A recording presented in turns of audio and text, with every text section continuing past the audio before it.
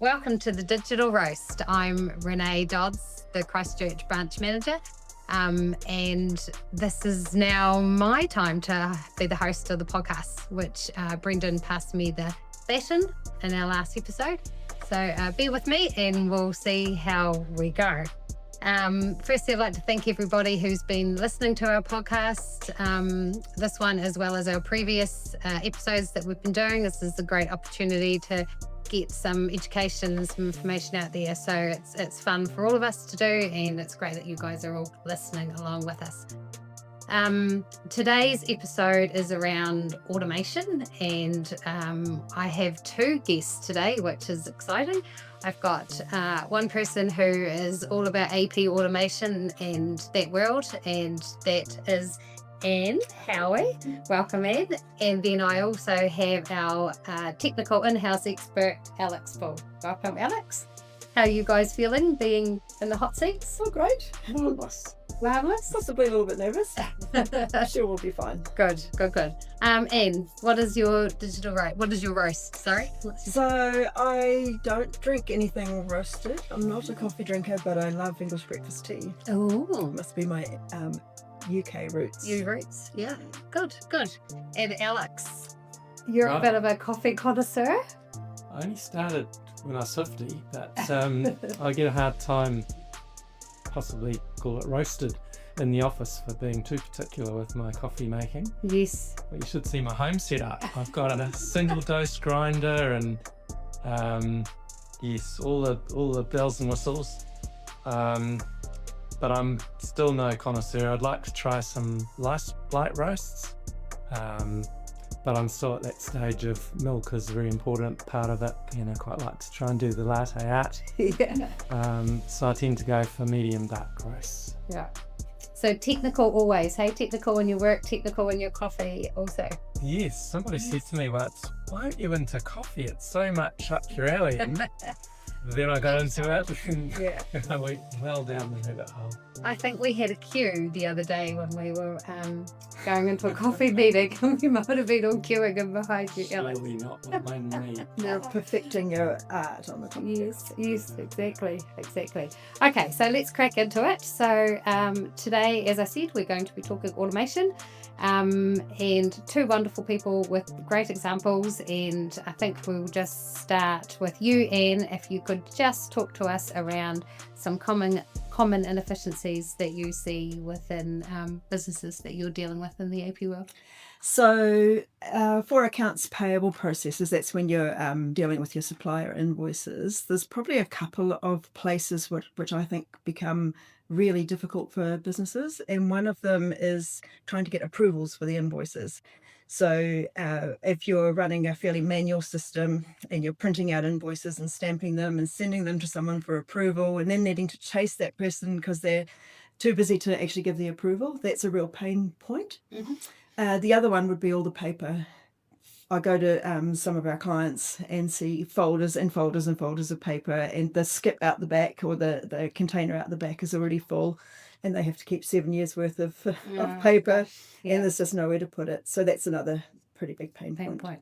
Now, I launched straight into a question and I didn't ask you about your history. Have you always been in AP automation world? Not always. I've been involved in software for a long time. I've been involved with accounts payable automation for the last 8 years, and working with clients that deal with anything from 200 invoices a month from suppliers up to well over 3,000 invoices, so all sizes. And it's always been very exciting to see what sort of changes and improvements we can make for them. Mm-hmm. Definitely. And so some of those businesses with the large volume, like up to the 3,000s, I mean, how was that journey being able to implement that? For the training and the end result? Yeah. I mean, it's pretty much the same, just on a bigger scale. There's just more invoices coming through, but the process is the same. Yeah. And the rewards are huge. You can imagine how much time can be saved when you've got a real huge amount of invoices coming in every month, and you manage to get that time shaved off by days in the month. Oh, I was going to ask you, can you quantify that time? So you're talking days? Yeah. Wow. So that's amazing, isn't it, for a business productivity-wise to be able to cut that off? And Alex, sorry, I'm leaving you out here on a limb. Okay. So can you firstly just give us a little bit of backstory as to how you become our in-house technical expert? Sure, yeah. So I started doing business software in the mid-90s. Super young, I know. I did my first Xfinity install in 1999. And that was a real game changer because it was Windows, it was SQL, so an open database, which allowed us to customize the flow of the data. I bought MBS in 2006 from the founder, and we built up the team, which you'll be well aware of. And we've done many XO implementations across a variety of industries. In 2014, I sold the business to Focus, and I was part of furniture. Along with me. And got back to my roots of being full-time consultant. Yeah. Great. Alex, thank you for your backstory. That's good to hear. So just like the question I asked Anne before, can you just talk to us around some of the common inefficiencies you've seen within businesses over the decades? Yeah. Well, I guess the really common one is the double entry of data. So that usually involves a time sort of inefficiency, but also accuracy. So whenever you're sort of entering it twice, there's a possibility that it's not the same both times, especially if you've got different people doing it. So my modus operandi has been, where can we find areas to eliminate that double entry? Yeah. And when you're having those conversations with clients, then is that a hard sell for them to want to invest in that space, or is that something that they're open and engaged to, or what's kind of your feel on, because you're basically saying that what they're doing, that process that they're doing now could be better? Yeah, I guess at a high level, we're talking concept, but then we're starting to say, okay, well, what does this look like? Is the information being keyed in here, or is it flowing in from somewhere else that we can then potentially copy over or reference from another place? And it all comes down to a question of viability, cost benefit, and usually there's enough cost in the duplication or the flow-on effects from a lack of accuracy to justify the cost in rectifying that.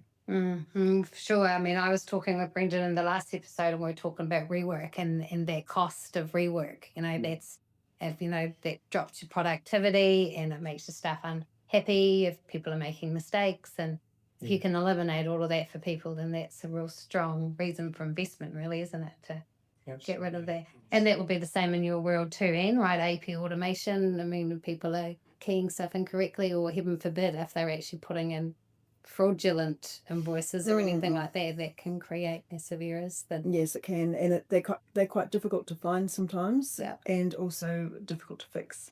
So I've found that when people automate with the less mistakes and the less errors, I guess mistakes,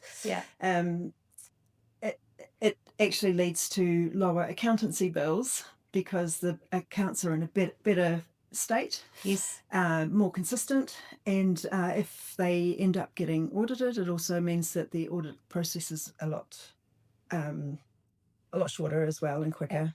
So there's a whole lot of efficiencies you can get just from having correct data going in there first. And job satisfaction too for the AP clerks, right? They're not having to key data so much as what they may have done before. They're actually able to. And they probably feel a bit safer as well. I know people take their jobs really seriously and they want to be correct. Yes. So keying in hundreds of invoices in a day, you get tired. A person gets tired, but a machine doesn't. So it takes a little bit of pressure off people as well. Yeah. Can you just give me an example just of how to identify that a process is good for automation from your knowledge and what you've seen? Any process that is done repeatedly and is done in a similar sort of a way usually for a start is quite a boring job. It's something that people spend an awful lot of time on and have to just keep on doing. And that's a really good candidate for automation, because if you're using a machine to replace a job, something that is pretty much done the same way over and over and over again is perfect. It's easy to automate. Yep. And there must be bigger benefits that come out of that, right? So you spoke earlier and you said that definitely more efficiencies, but an additional business benefits for clients may be speed, like maybe they're getting their data out sooner, quicker, they're not having to delay, there's not the back and forth of passing paper to people and all that sort of. So many things. One of our larger clients, they were really struggling to get their accounts done on time. Since they've automated, their accounts are done and dusted by the 10th of the month. So that's been huge for them. Yes. And especially because they have to report to the board, and it's not a massive scramble just trying to get the reports ready for them. Yeah, for sure. So that's been really fantastic for them. Yeah, that's often, I mean, AP can often hold up a month-end process. Within lots of businesses, right, waiting for those invoices to come in.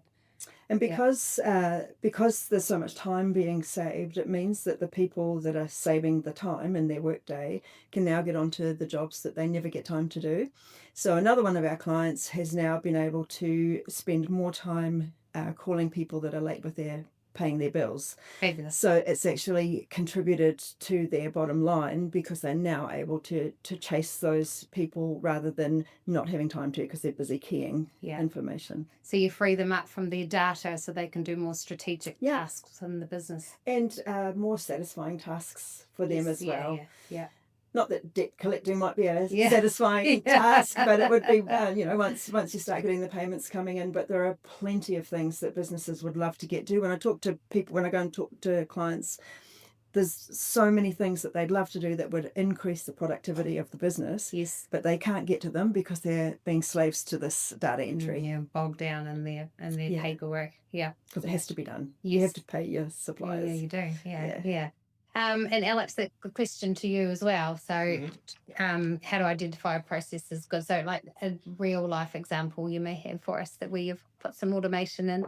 Yeah, I guess where data that's already in the system can be copied over to another place in the system, or as I mentioned before, sort of referenced. That's a sure sign that there's an opportunity there for some automation. And then questions that I'd ask is, in that other place, is there additional information that needs to be added, or whether the original information is actually sufficient? And if there's additional information required, how do we enter that? Is that kind of part of the automation, or does that need to be keyed in to what that process is? So I guess an example, quite a common example, is a website integration. So we've got all our stock information in the ERP system. We want to make that available to make sales on the website.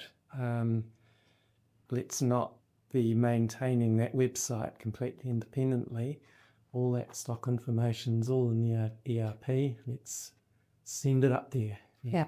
And likewise with orders coming back the other way. So, that's a huge time saver, and again, reduces errors. Certainly seen lots of examples of websites that are completely independent that are just out of sync big time. And then you start getting orders that you can't fulfill, and errors in the data about the products, and and of course that affects the customer experience and not being able to supply, and just like we were talking in episode 1 with Brendan around ERP, and I was explaining what it was and just saying that it is that one source of truth and that it's up to date real time, and all your business processes and workflows are pulling from that central place, and additionally so is the website. But in that real time, up to date, then as long as it's integrated, then it's seamless, really, isn't it? And the same goes for another common one is freight integration. Oh, yeah. And so that's the orders are in there, and you want to send them out. If your freight system is receiving your data from your sales orders, with all the address information that goes with it. And that's another point of integration that eliminates duplication, accuracy issues, time saver. Yeah. Yeah.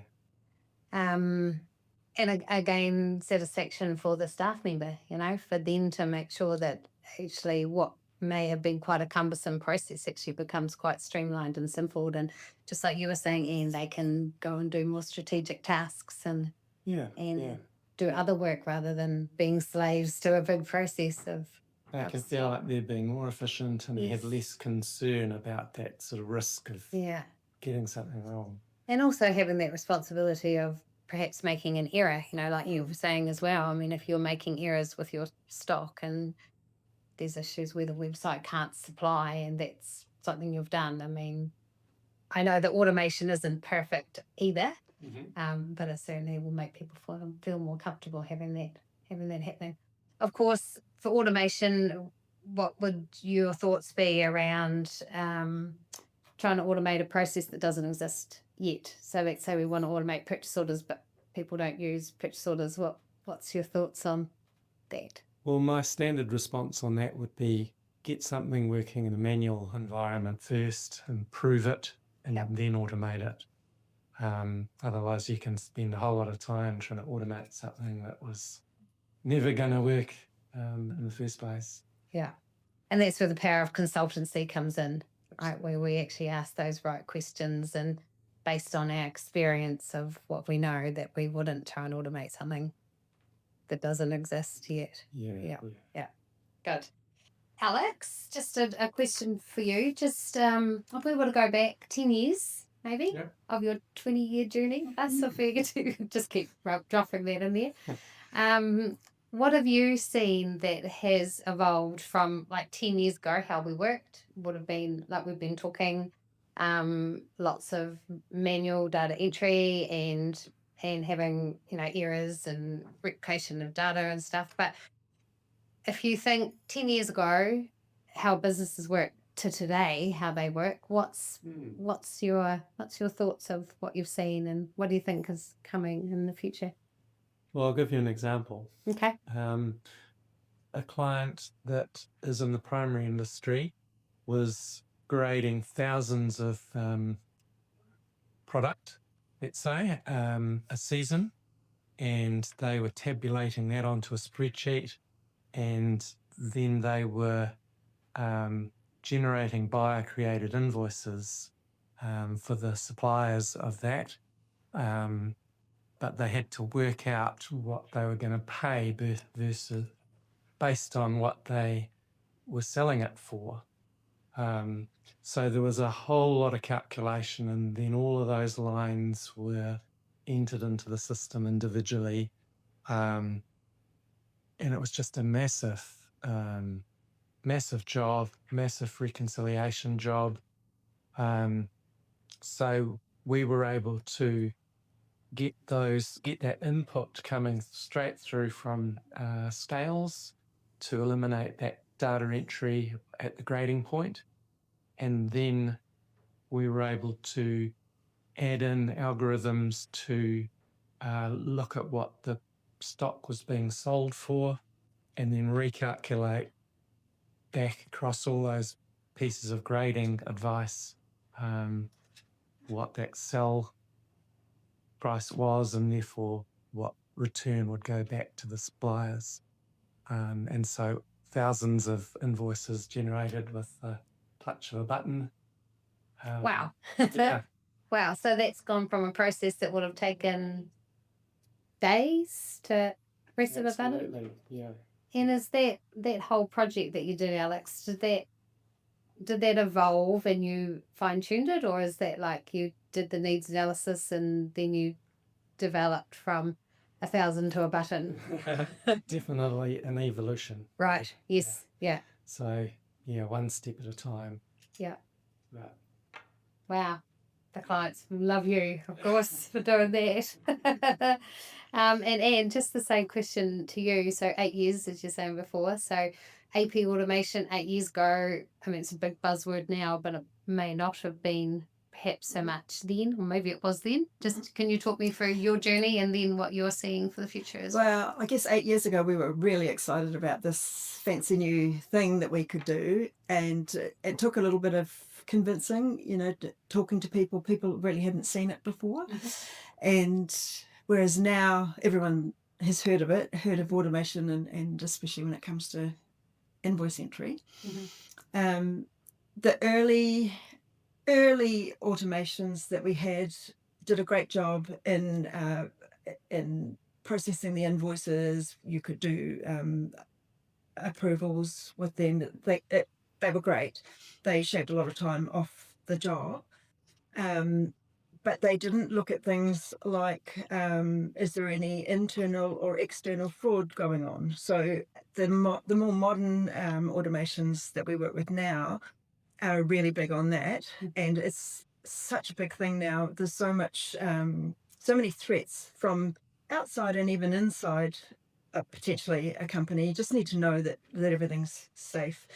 I was just reading the paper this morning, and there was another one. I think there's been two major frauds in local companies just in the last month, and that's been internal fraud, which is a sad thing, but it happens. And so the modern automations now have a lot of checks and balances built into them, and they can flag potential red flags for people to look at and look further. They can also segment parts of the job so that not one person is responsible for the whole job end to end. The modern automations can have access to national databases, so they can find out, is this supplier being paid? Are other people in the economy paying the supplier in the same way? Is this a bona fide bank account? Is it even a registered company? So straight away you can get a red flag if there is anything even vaguely dodgy looking, about an invoice in your system, which is That's huge. amazing, isn't it? Yeah. How incredible when you think of how far we've come in 10 years, and what's going to happen in the next 10 years. There's lots of talk around AI, and it's who knows where things will be. Maybe it'll all be robots and we won't have jobs. That'd be disappointing, wouldn't it? Okay, well, thank you very much for sharing your knowledge, both you guys. It was great to have you on board my first podcast. It was great. It was great. So, in summary, today we've been talking about automation. I've had some great real life examples from Alex and from Anne. It's certainly an interesting time with automation and making sure that we eliminate all of the rework and that data capture, and just finding ways to streamline our processes and making sure that our systems are robust with security, and doing as much as we can to use our staff in a good way, free them up from those mundane tasks so they can, deal with more strategic stuff. So thank you very much. That is Digital Roast episode 2 over and out. See you next time.